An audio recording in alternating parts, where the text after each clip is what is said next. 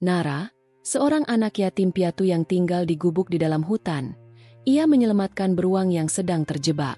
Pertemuan mereka mengungkapkan misteri kematian orang tua Nara dan kebenaran bagi penduduk desa.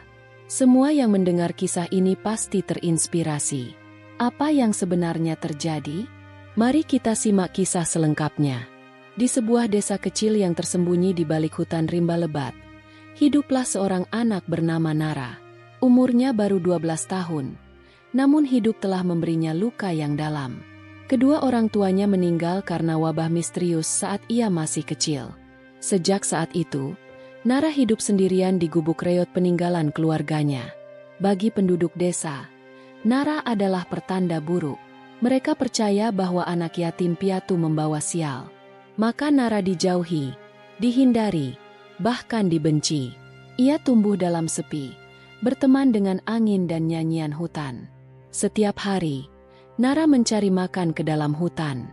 Ia memetik buah, mengumpulkan daun obat, dan kadang menjebak ikan kecil di sungai. Hutan bukan hanya tempat bertahan hidup, tapi juga satu-satunya tempat di mana ia merasa diterima.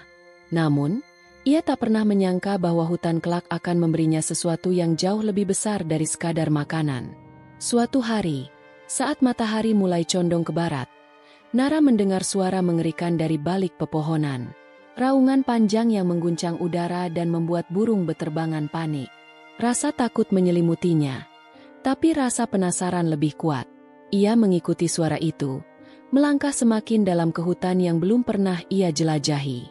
Di balik semak belukar dan akar pepohonan besar, Nara melihat sesuatu yang mengejutkan. Seekor makhluk raksasa, gabungan antara beruang dan singa, tubuhnya sebesar kerbau, dengan bulu hitam berkilau, sepasang tanduk melengkung, dan mata merah yang menyala.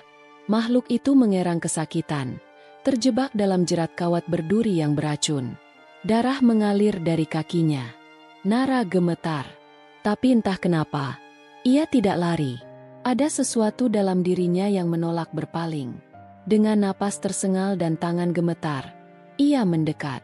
Makhluk itu meraung, nyaris mencakar. Tapi saat mata mereka bertemu, ia berhenti. Dalam tatapan yang sunyi, lahirlah ikatan pertama di antara dua jiwa yang sama-sama pernah terluka. Selama beberapa hari berikutnya, Nara merawat makhluk itu, diam-diam, di sebuah gua tersembunyi dekat air terjun. Ia mencuci luka dengan air sungai yang bersih, menaburkan ramuan herbal, dan membagi makanan kecil yang ia miliki.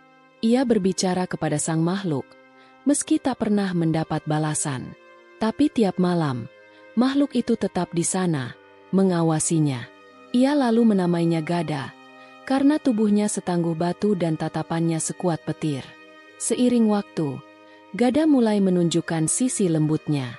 Ia melindungi Nara dari serangan ular, menyingkirkan babi hutan, dan menemaninya kemanapun ia pergi. Nara tak pernah merasa sendiri lagi. Tapi ketenangan itu tidak bertahan lama. Desa mulai dilanda malapetaka.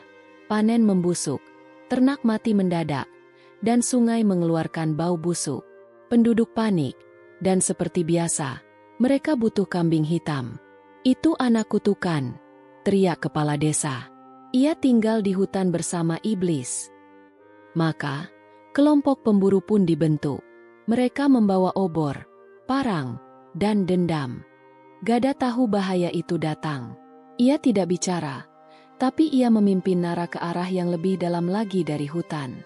Tempat yang bahkan burung pun enggan hinggap. Mereka tiba di sebuah lembah tua yang diselimuti kabut dan suara angin lirih. Tempat yang oleh legenda disebut Hati Rimba. Di sana, Nara melihat sebuah gua dengan dinding penuh lukisan alami dan simbol kuno. Sungai di dekatnya keruh dan berbau tajam, seperti cairan kimia.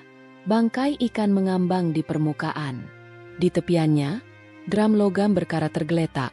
Sebagian masih bertuliskan label pabrik pupuk.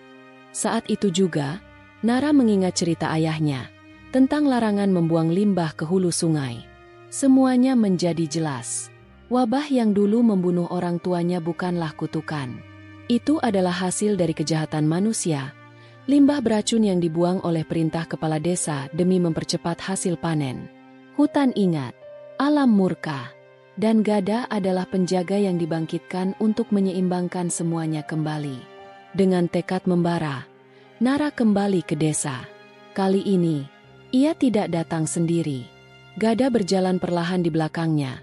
Tubuh besar dan tenang namun menggetarkan bumi di setiap langkahnya. Penduduk desa keluar dari rumah, terdiam dalam ketakutan. Mereka melihat anak yang dulu mereka usir, kini berdiri dengan makhluk yang mereka sebut iblis. Nara tidak datang membawa dendam. Ia membawa kebenaran. Di tengah lapangan desa, ia menunjukkan drum logam, potongan kain yang dulu milik ayahnya, dan air sungai yang berubah warna. Ia menceritakan semuanya, tentang limbah, tentang kematian orang tuanya, tentang kemarahan alam yang datang bukan dari makhluk, tapi dari keserakahan manusia. Kepala desa menyangkal.